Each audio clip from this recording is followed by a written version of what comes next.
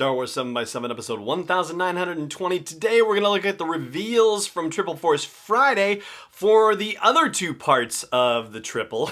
We talked about the Rise of Skywalker yesterday. Today we're going to talk about the Mandalorian and Jedi Fallen Order. Punch it!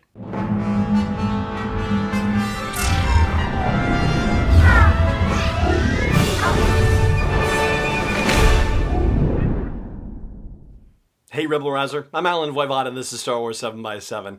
Thank you so much for joining me for this episode, and yes, I did say at the top that we were going to focus on the Mandalorian and Jedi Fallen Order, and that is true, but there was an additional thing that I didn't tell you about yesterday regarding the Rise of Skywalker. We'll do that after the break later in the show, but for now, we're going to talk about, let's start with Jedi Fallen Order. The honest to goodness truth is that the two Black Series figures they released, which were for our hero Cal Kestis and for his main antagonist, the Second Sister, don't really tell us that much more than we already know. For example, here's the description about Cal Kestis. It says, a Jedi Padawan during the Clone Wars, Cal Kestis narrowly escaped the horrors of Order 66 and was forced into hiding.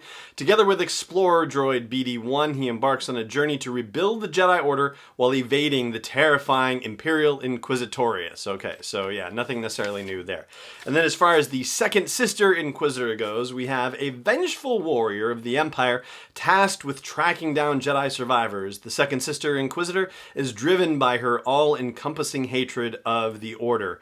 And it doesn't necessarily say the Jedi Order, but that would be the natural assumption, is that it's the Jedi Order that she hates. And those Inquisitors, the Inquisitorius, it's rather interesting because these are actually former Jedi who were being kept had tabs being kept on them by Palpatine / Darth Sidious, looking for Jedi who he could corrupt, basically, and turn into Sith helpers like the Inquisitorius. They are not official, Sith lords, but they are dark side Force users and generally bad people who are doing evil things and tracking down the Jedi. So you kind of have multiple levels of it, right? You've got the Purge Troopers who are there to kind of run down the Jedi and beat them up a bit, so that way when the Inquisitors show up, they can make quick work of the Jedi. And in the comics, at least, if the Inquisitors couldn't quite handle it,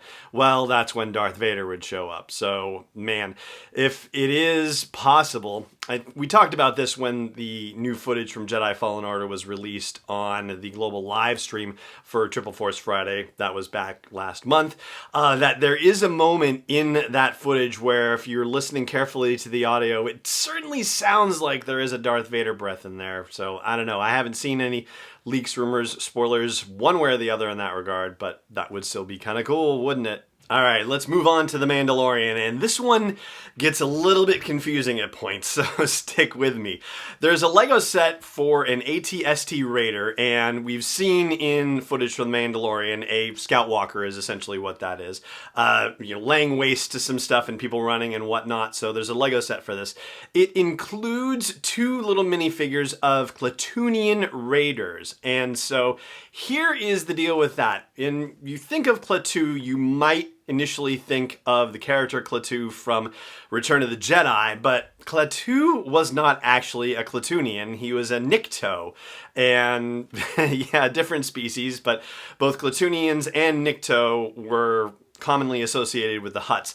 And the planet Klatooine, turns out that that's actually in Hutt space. But even though the character Klaatu was a Nikto in Return of the Jedi, it turns out that there is actually a Klatoonian in Return of the Jedi, and his name was Barada. And if you're thinking of that business from the day the Earth stood still, Klaatu, Barada, Nikto, well, yeah, there's a Nikto named Nikto in there also. So yeah, a little confusing, but kind of intriguing if you just skate past that to know that we've got Klatoonians in here.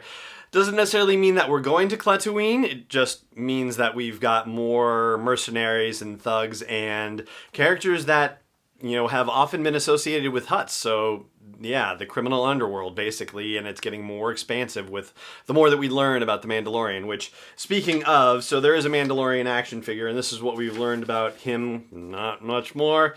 His body is shielded by Beskar armor, his face is hidden behind a T-visored mask, and his past is wrapped in mystery. The Mandalorian is battle-worn and tight-lipped, a formidable bounty hunter in an increasingly dangerous galaxy. So yes, that's not necessarily new.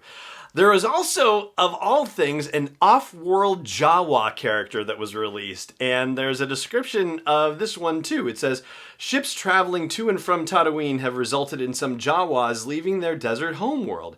Those that do arrive on new planets continue their old habits in their new surroundings, but their obsessive need for technology still drives them. And I very much want to believe that this is going to turn into something that we need to pay attention to as the Mandalorian series develops. But, you know, we did have the whole Constable Zuvio business where, if you recall, as part of the Force Friday event for The Force Awakens, they released this action figure for a character, Constable Zuvio, who works as a local law enforcement person on Jakku. And it turned out the character was only a blink and you'll miss it appearance in The Force Awakens. So hard to say whether this off-world Jawa business is going to actually pay off in The Mandalorian or if it's just going to be some sort of background situation, but kind of intriguing nonetheless.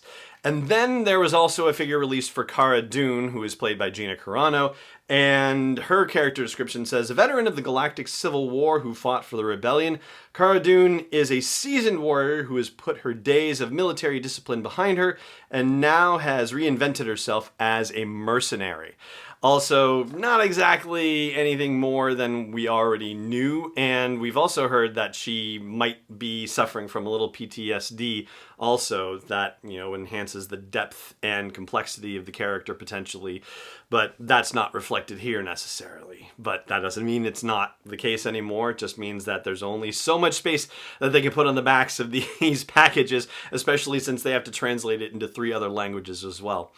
That is where we're going to stop with The Mandalorian and Jedi Fallen Order, and like I said, after the break, we'll talk about a last little thing from The Rise of Skywalker. It's phrases that are spoken by Rey thanks to a lightsaber that also has lights and sounds and whatnot, so stay tuned. Hey Rebel Rouser, I've made some changes to the asteroid belt level at patreon.com/SW7X7, and they are all with sponsors in mind. So if you want to get the word out about your business, your product, your service to a dedicated Star Wars audience, then please check out patreon.com/SW7X7 and look for the asteroid belt level for details. Again, that's patreon.com/SW7X7. Welcome back. So, 4 phrases were on the packaging for the Rey lightsaber, and, you know, again, let it just intrigue you and spark your curiosity for why it is that she might be saying any of these things. First of all, I feel the Force, which certainly seems to be more in a training kind of situation, I would say. Then there's, well, come on, we've got to stop them. Definitely a more action-oriented kind of thing. The First Order are everywhere, which could be a really bad situation, naturally. And then I'm Rey, the Resistance sent me. And I read that one and I thought, you know, it almost reminded me of The Last Jedi and her going to Ahch-To and meeting up with Luke Skywalker. I don't think she says that line specifically like that, but it is entirely possible that she's being sent on a mission, at least for part of the movie, where she has to, you know, do something by herself, and it has to do with the Resistance. And, you know, one of the things that we've been told time and time again is that they're getting the gang back together for this movie, and they are going on a mission together, but that doesn't mean that the entire movie is their mission together, you know? The fact that we have the Kijimi plot and Poe Dameron and Zori Bliss happening, you know, not all the characters are in that Lego set, the one with the Y-Wing with Zori Bliss in it, so that doesn't, you know, that doesn't indicate that they're all together for the whole entirety of the movie either. Anyway, still lots of mysteries to be revealed. And that is going to do it for today's episode of the show. Thank you so much for joining me for it, as always. And may the Force be with you, wherever in the world you may be.